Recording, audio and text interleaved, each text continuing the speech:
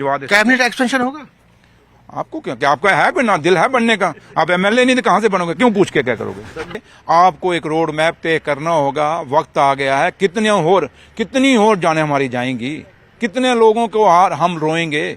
आखिर कहीं ना कहीं तो फुल स्टॉप लगना चाहिए ना।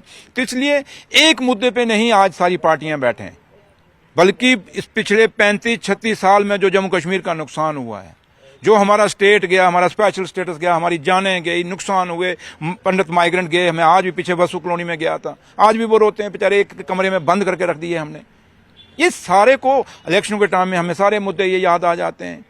तो इसलिए मैं एक पार्टी की बात नहीं कर रहा, मैं ऑल पॉलिटिकल पार्टी जो हिंदुस्तान की हैं उनको खाली दिल्ली में अपनी सरकारें बनाने के लिए बयानबाजी नहीं करनी होगी, बल्कि इस हिंदुस्तान में अमन कैसे आएगा, इस हिंदुस्तान जो बापू गांधी का देश है, इसमें बापू गांधी का वो चरखा कैसे चलेगा, वो चरखा जो भाईचारे का चरखा, वो चरखा जो अमन का चरखा, वो कैसे चलेगा। कैबिनेट एक्सपेंशन होगा?